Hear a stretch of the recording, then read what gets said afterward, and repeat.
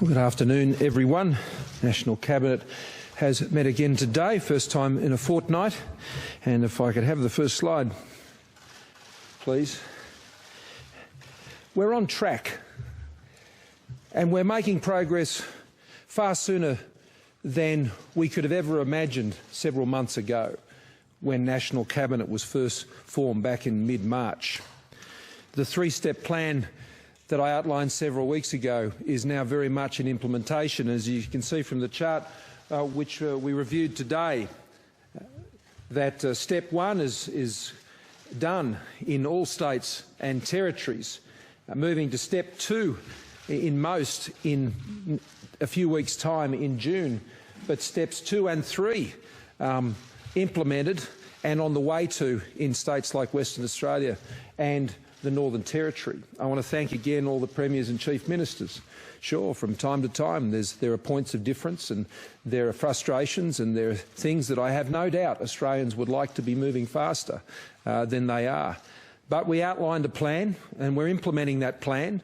The Premiers are getting on with that plan, and we still have an enormous amount of work to do in the months that are ahead. And that is to both manage, as always, and suppress the virus to ensure that we can reopen our economy. And our economy is reopening. We continue to receive the information and the data that is showing an improvement. And an economy that, while it has been severely impacted when compared to economies overseas, which have been subject to far more onerous restrictions than Australia, not just on the health front but on the economic front, is faring much better. So, when we assessed where the plan was at today, we also took advice from the AHPPC, the medical expert panel, and from Professor Murphy. And the full health impacts of the first step of that plan, it is still too early to make a judgment about what the health results of that are. And it'll be a week or two yet before all the results can be in, as we've seen Australians move back out of their homes, go back into workplaces, slowly begin going back into playgrounds and into schools and all of these things they've been looking forward to doing for so long. But the impact of that on the health results, it will still take several weeks before we have a full assessment of what that follow-through impact has been. And that will help guide further the Premiers and Chief Ministers in the further decisions that they will take in the months ahead. And so we look forward to them doing that. On their behalf, I want to make 2 points today. And the first of those is, what are the expectations? Are our expectations of 0 cases? No. That has never been our expectation nor our goal. Eradication, elimination, these are not the goals that we have. If it's achieved as a byproduct, then well and good. But the fact that a case or a group of cases may present is not something that should restrict moving ahead and getting progress on implementing the three-step plan and bringing Australia's economy back to a COVID-safe environment in which jobs can be restored and livelihoods can be restored. The second point I'd make is this, and that is the risk remains great and always has been. Australia's success can lead some to think that perhaps the risk was never there in the first place, but that is not true. We only need to look at countries as sophisticated as ours, as developed as ours, with health systems as strong as ours, who have death rates 100 times what has occurred in Australia. So we would be foolish to think that we were immune or that we are immune. And as a result, the three-step plan, keeping the balance between the health management of the crisis and the economic management of a crisis in balance, continues to be the balance that the National Cabinet seeks to achieve, and I believe is achieving. What we've also agreed today, and I'm pleased to announce, that we're not just working together on the immediate impacts of COVID-19, but we have been working together on developing a new 5-year hospital agreement between the states and territories. All states and territories have now signed on to that agreement as of today, guaranteeing the essentials that Australians rely on, hospital services, there can be no greater essential than that. And today, an agreement that will see an investment by the Commonwealth of an estimated $131.4 billion be made in a demand-driven public hospital funding model to improve health outcomes for all Australians, to ensure the sustainability of our health system now and into the future. The new 20 to 25 National Health Reform Agreement provides for an estimated $31.4 billion in additional funding to public hospitals over the 5 years from July the 1st this year. This is in addition to the over $8 billion in health investment made by the Commonwealth during the COVID-19 response. There is also, as part of our agreement, a funding guarantee to all states and territories to ensure no jurisdiction is left worse off as a result of the COVID-19 pandemic, and guarantees the Commonwealth's funding contribution for public hospitals over the next 5 years.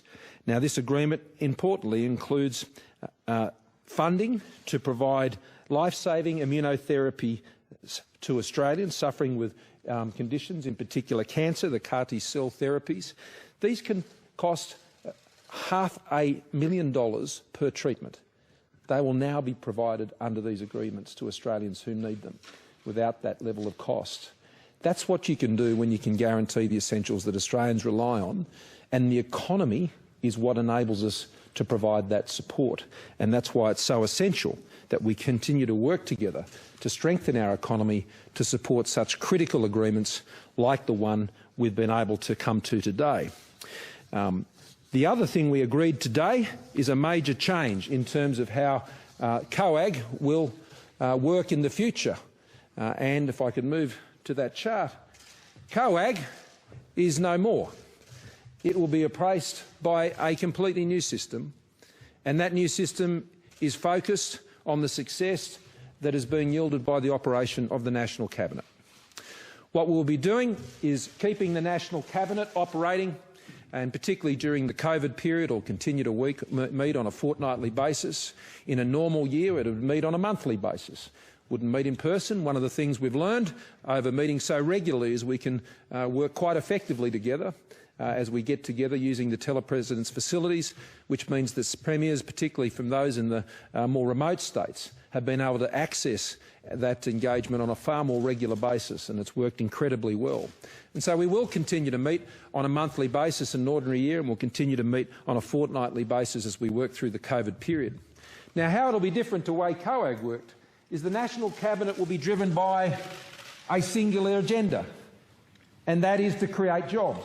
It will have a job-making agenda, and the National Cabinet will drive the reform process between state and federal cooperation to drive jobs. It will drive a series of ministerial cabinet subcommittees, if you like, that will be working in each of the key areas, and this is an initial list of areas, and that will be further consulted on with the states. So in rural and regional Australia, on skills, as I was talking to the National Press Club just this week, on energy, on housing, transport and infrastructure, population and migration, and recognising the important role of health in terms of having a healthy workforce and a healthy community to support a strong economy.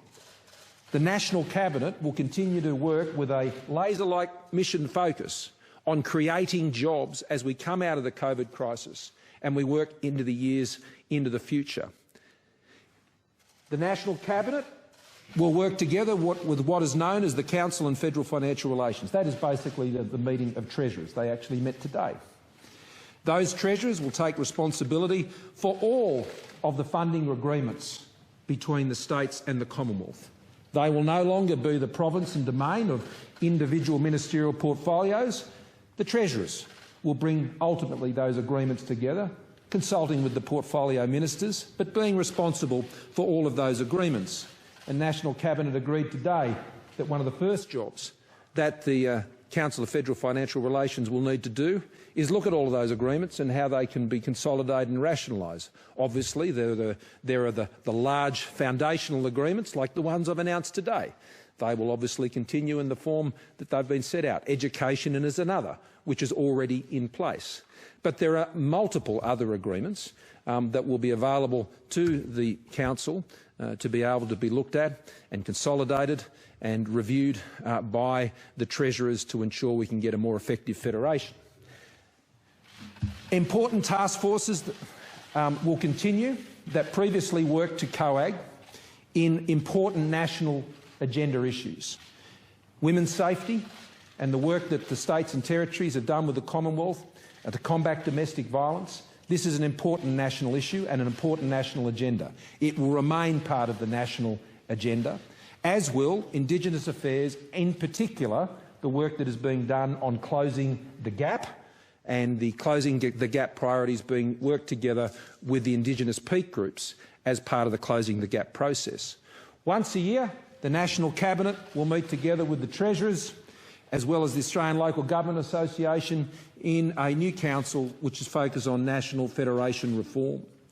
This agreement, this set of processes, the funding agreements, ensuring that we continue to get expert advisory support both directly to the National Cabinet in each of those ministerial areas, which won't be pursuing a shopping list of agenda items. They'll be pursuing the tasks that National Cabinet has set them to create jobs in our economy.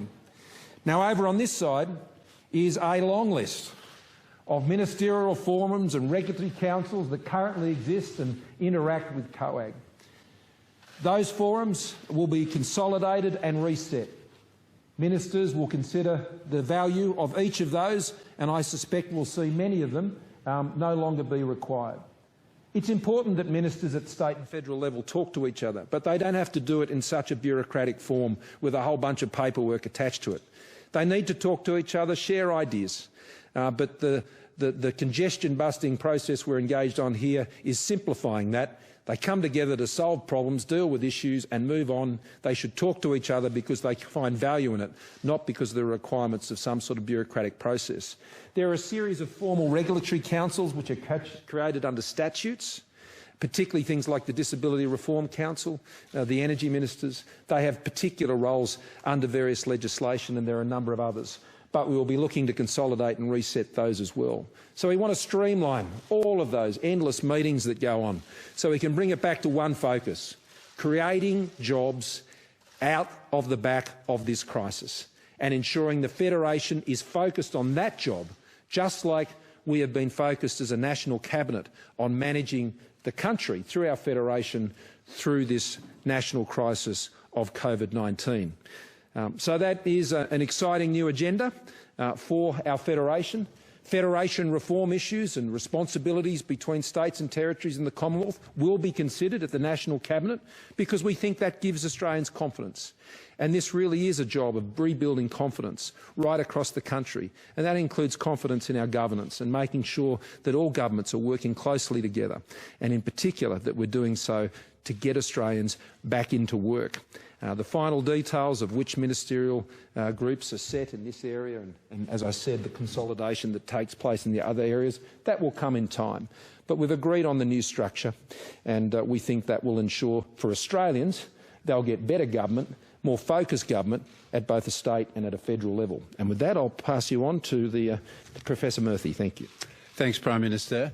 So we've been seeing generally less than 20 new cases of COVID-19 a day in Australia, and that's what we expect to start seeing. We may see more cases, as the Prime Minister said, as we relax restrictions, but our aim is to make sure that outbreaks are small and controlled. An interesting statistic is there are only 2 people left on ventilators at the moment in Australia, a long way short of the 7,000 potential that we catered for in the worst-case scenario. We're doing about 30,000 tests a day with a very low positivity rate of 0.05% at the moment. We would still like to do some more tests. We would like every person with a acute respiratory illness, cough, cold of any sort to get tested. That's the best way we can track this virus. So today I presented to the National Cabinet the National Surveillance Plan, which is a document that shows how we're going to track surveillance of this virus over coming months, and that will be published on the Department of Health website and give you full information of all the things that we're monitoring.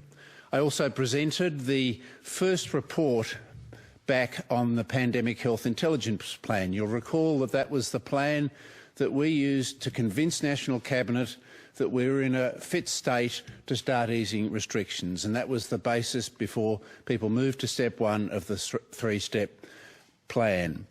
That first report really is only on 2 weeks' worth of data because most of the restrictions were only relaxed about 2 weeks ago. So as the Prime Minister has said, it's too early to draw definitive conclusions, but we are on track. All of the measures that we thought should be stable and in good shape remain in good shape at the moment.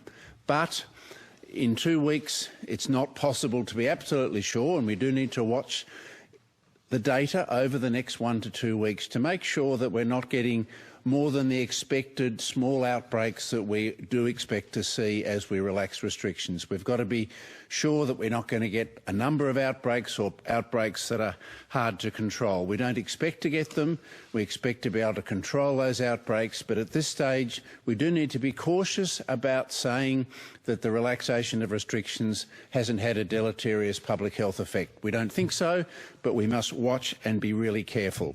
You remember that those parameters to do with the epidemiology and modelling of the virus, the public health capacity, our capacity to test and contact trace and follow up people, and of course our health system capacity.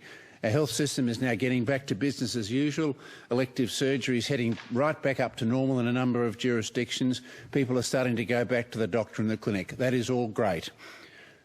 So we are on track, but it's too early to be absolutely certain.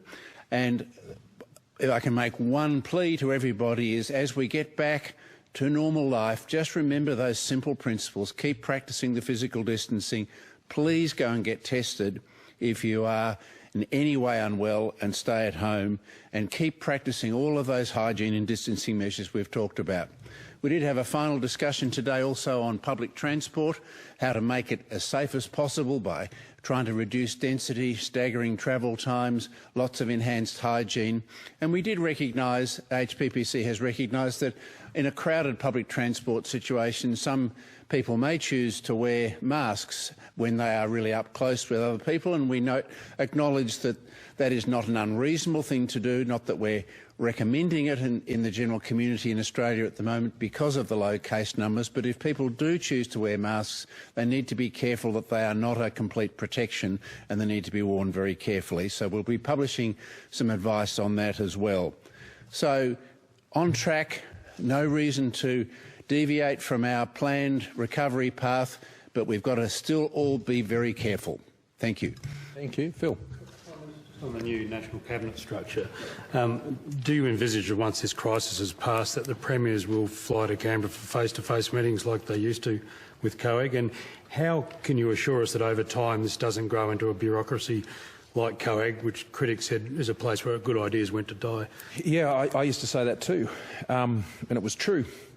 One of the reasons why the National Cabinet has worked is it has actually operated as a cabinet. And that means it operates within cabinet rules, and it operates under the federal cabinet's rules. And that relates to the security of documents, process, procedure, and all of those. If I could have that chart back, if I could, please. Next. That's it. All of these committees also will operate on that basis as well. When these groups get together, there's a lot of theatre, there's a lot of people in the room, and that can really, I think, restrict the genuine reform discussions that you have to have. Having these groups operate like a fair dinkum cabinet, I think, has been really important. I mean, we're all members of cabinet, so we understand what those rules are. And I don't believe that's really been the MO for how COAG has operated. And I think that's a real big change. And we do want to meet, National Cabinet will meet twice a year in person. The National Federation Reform Council, the meeting together with the Treasurers and the LGA, that'll happen once a year. I think it's important for that to happen. But what we've noticed is that the pace of meetings, the regularity of meetings, is really important.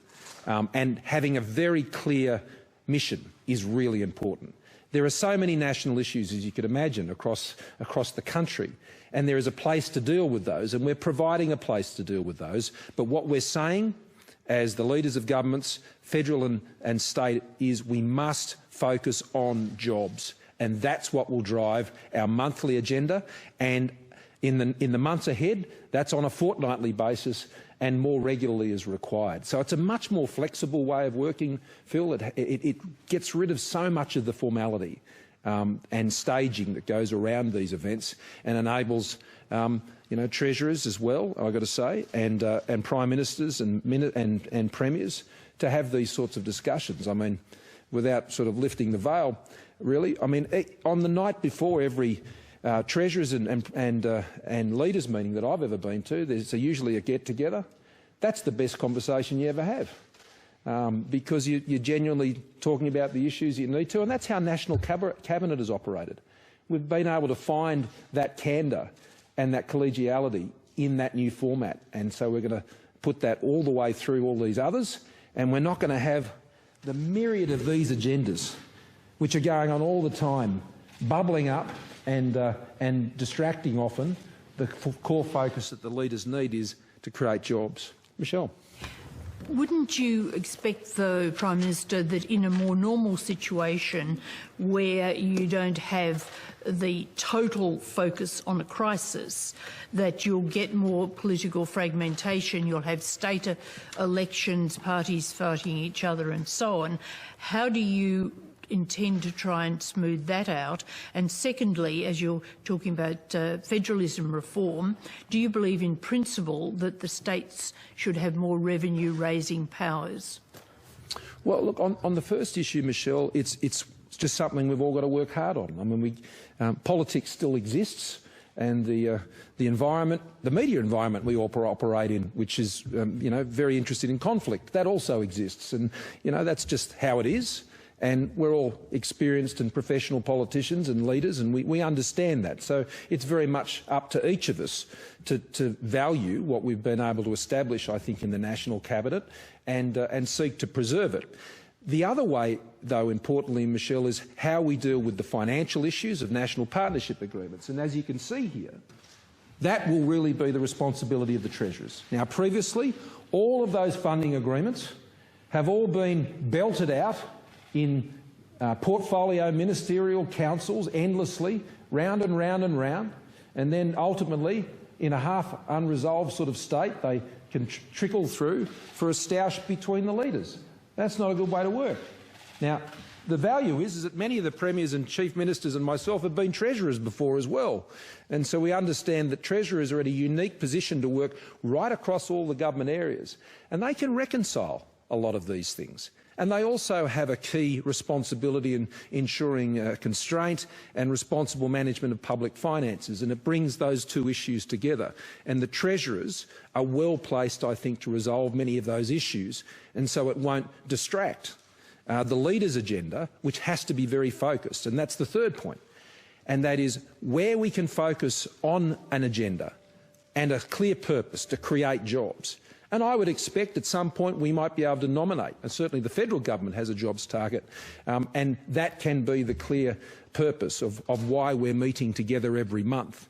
And that's why we have the broader issue of the Federation Reform Council to once a year deal with those broader important issues like domestic violence and our progress on closing the gap. So it's about managing the agenda, it's about managing ourselves, and I think it's about valuing what we've been able to create in these recent months. We've met more times in the last 2 months than premiers and chief ministers and the Prime Minister have met in 10 years. And so, amazingly, something good has come from that. More than something good, much good has come from that. And we recognise it and we want to preserve it. Right. I'm just going to take them today. Yeah. How will you extend free childcare beyond June 30? There will be a decision made on that soon. It's under consideration by the government. Prime Prime Minister, you have said that there's no Commonwealth advice for state borders to remain in place. Did you bring that up today in National Cabinet and put a timeframe on the table that you'd like states to perhaps hurry up the reopening of those borders? Well, we had a very candid discussion about that today, as you'd expect we would. That's one of the good things about National Cabinet. And once again, of course, it's the fact that National Cabinet never made a decision to put in place state borders, and that is the case. Now, I want to stress that during this period of time, freight and business travel has continued unimpeded.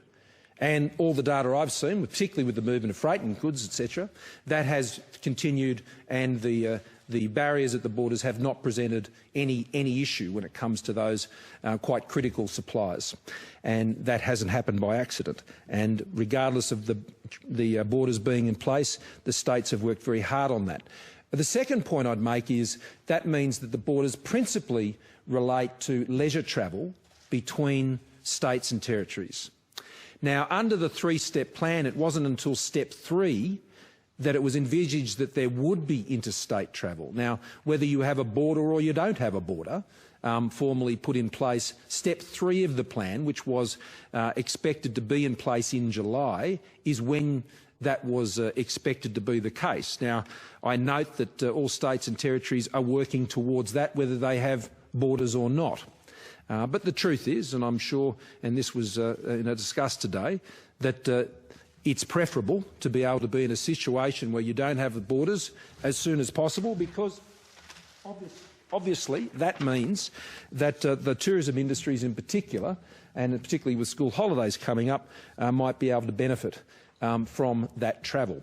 So I think we've got to keep the issue in perspective. We don't agree on everything. Not everyone always does. It'd be a bit weird if they did in a democracy. And we have to bear in mind that in the vast majority of cases, the states and territories have worked very well with the Commonwealth on these issues.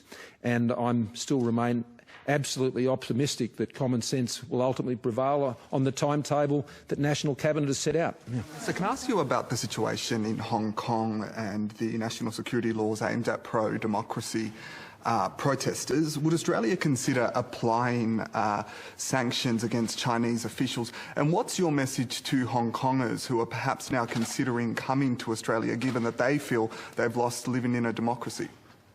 Well, we've issued several statements on this matter, and we've done those in concert with like-minded countries on this issue as recently as today. And that sets out the government's very clear and consistent position regarding the basic law and what we consider to be the departure from those principles, which have been widely seen as the one country, two system process. And so we've been fairly clear about that. Obviously, the situation for Australia is principally driven by the fact that we have a large number of Australian residents and those who have strong connections with Australia who live in Hong Kong. And obviously are keen to provide them with the normal support we would provide to an Australian resident in any situation like this. And the Department of Foreign Affairs and Trade is working very hard to ensure that they can provide that support during these times. Now, on the broader issues you raise regarding sanctions, that's not an issue that's currently before the government. That's not something that's under consideration. We have expressed our view. We've expressed it, I think, in a very diplomatic and I think very courteous way. And I can say it is exactly what we've communicated directly through our diplomatic engagements, is what we've said publicly. And I think it's an observation which is very fair and very reasonable. And the issues that we've highlighted outlay our concerns. Prime Minister, given how quickly we're progressing toward the end of stage 3, was there any conversation about the stages beyond that? And if I may, Professor Murphy, what indicators would you be looking for in terms of app downloads, testing figures, etc., to move to beyond stage 3 easing of restrictions? Well, I'll start off. I mean, we're at 6.1 million downloads now, and that's great. And we obviously want to still see more, and they continue to grow every day. And I think it's important as people continue to move more out and about in the community that they realise that downloading the COVID Safe app keeps them safe, their families safe, their communities safe. And that is the principal reason why we'd encourage you to do that. We have only just put step 1 in place. and we are yet to know the full health impacts of that. And so being able to speculate about what's beyond step 3 at this point is very, very difficult. Now, that's not through a lack of willingness to want to do that. I can understand, particularly in the entertainment sector, why they'd be keen to know when you can get 200 people back in a theatre, or for the major sporting codes to be able to have crowds back. But at this stage, that is not known. And we will step through each of the stages that we've set out and make the assessments and take the advice from our medical experts. And on that note, I'll pass to mine. Thanks, PM. So the things we'll be looking for to progress beyond stage 3 will obviously be stable epidemiology according to the Pandemic Health Intelligence Plan, the same sort of things we're talking about, only small outbreaks, readily controllable. Very important that we have active testing, and we've got to keep our testing rate up, because that is the only way we're going to find these outbreaks. And I say again and again and again, every Australian who has a cough or a cold or a sniffle, please get a test. And if we've got good testing, we've got good stable epidemiology with small outbreaks only, and if the Australian public are managing to maintain all these new behaviours of physical distancing, hand hygiene and all of those things, and have shown that they can do things in a safe way in the progressively increased gathering size, that will give us the confidence to look at a stage further progression in the future. So as the Prime Minister said, it's early days yet, but we will certainly be doing that work. But it's very much keeping much of what we're doing at the moment, and really important that the Australian public can embrace these new ways of behaving and interacting, and not go silly when we start relaxing. On the New Zealand travel bubble, would you be supportive of one state, for example, New South Wales, opening up first if other states are refusing to open their state borders? And Professor Murphy, if I may, is there any justification from Queensland saying there's too much community transmission in New South Wales, for example, we must keep them closed? Well, the short answer to your first question is yes, and the states are well aware of the Commonwealth's position on that. If we're in a position to introduce a travel safe zone between Australia and New Zealand at an early stage, and we're all aware of the epidemiology in New Zealand, it's on the same basis as here in Australia, and their health officials have met on that in this past week, and Brendan and I have discussed that. Prime Minister Ardern and I have, and we discuss it regularly, and we're progressing extremely well, and I don't intend for the jobs that I know will be created, particularly in our aviation sector, to be held up on the basis of decisions that premiers may yet still wish to make. And I made it clear today that the jobs in Qantas and in Virgin and our many other airlines, but particularly those two airlines, and we all know the challenges with Virgin at present, that Trans-Tasman Channel being made open again is going to mean jobs for people working in the aviation sector. It's going to mean jobs for caterers. It's going to mean jobs for baggage handlers and pilots and flight attendants and refuelers and everyone else who's involved in an industry that's taken the biggest beating of them all.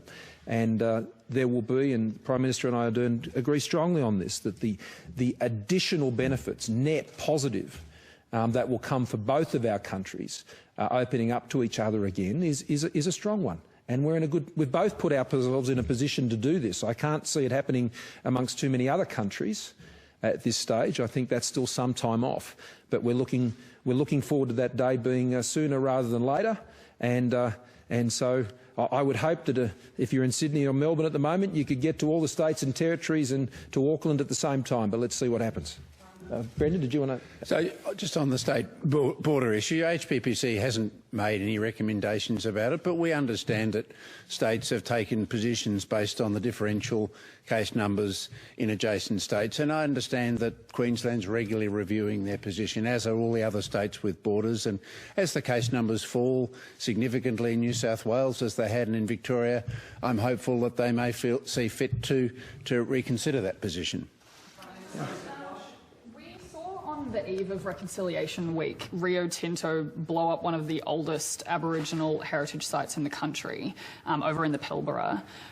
Do you think that should have been allowed to happen? Oh, look, I haven't got a brief on that particular project or the circumstances surrounding it, so it wouldn't be wise for me to go venturing opinions on things that I've not received detailed briefings on the detail. Yeah. Prime Minister, will you listen to the advice of the Reserve Bank Governor about the risk of turning off JobKeeper and other employment assistance too soon?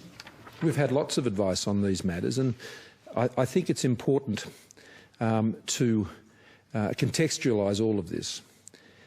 The government has many measures of support: JobKeeper, JobSeeker, cash flow assistance, targeted to industry sector support, and we are planning to ensure that the economy and jobs get the support they need to get us through this crisis and to get us out the other side. Now, JobKeeper and JobSeeker and how they're currently framed have got their legislative time frame heading out to the end of September. But it is important to ensure that we come out of this crisis strongly and we continue to create jobs in our economy. And so we've always been flexible about how we manage this. But what is important to know is that time goes on, more of your economy gets stronger, and more of your economy is less in need of those specific supports than it was at first. But some sectors of your economy will need them for longer. Now, whether that's in the measures you're talking about or in other measures, well, that's an option for the government to consider. But I think there's been quite an error being made to think that JobKeeper is the only economic support that the government is providing. That's not true. There are many, many, many forms of support that the government is providing, and we will target the best measures to do the job that we need it to do, and that is to support people staying in jobs and getting back into jobs. That's what's the most important thing, and that's what we're focused on, and our programs will support that. We have been doing and will continue to do the fiscal heavy lifting that the Reserve Bank Governor first said when we were back in Parramatta in March at what was the last COAG meeting. And it's important that we do that and states do it with us. And I think $150 billion in 6 months is some pretty heavy fiscal lifting. The Reserve Bank may have run out of ammo when it comes largely to what they can do on cash rates, but the Commonwealth Government in particular has certainly stepped into the breach, and we have done so significantly, and we anticipate that we'll need to do that for some time. But that doesn't mean that that requires you to do it in every single measure that we currently have out there. We've got a lot of flexibility. Why should cabinet secrecy apply to ordinary policy discussions between the federal and state governments? Won't the public need greater transparency about why decisions are being made on, basic things like transport and skills that, after all, aren't, part of a national emergency anymore? Well, In the same reason that in state cabinets and federal cabinets, they work together under cabinet rules to come to conclusions and have debates which produces good decisions that supports essential services, then this is just the same process. I mean, it's not a spectator sport. It's a serious policy deliberation which needs to be done between governments and by cabinet members within cabinets, and it's applying the same disciplines and the same opportunities. What matters is the outcome. What matters is the services. What matters is the hospital beds and the schools and the funding and support and the targeting and the performance measurement and the accountability, and that's what all of this is designed to do, and that's what this system will do.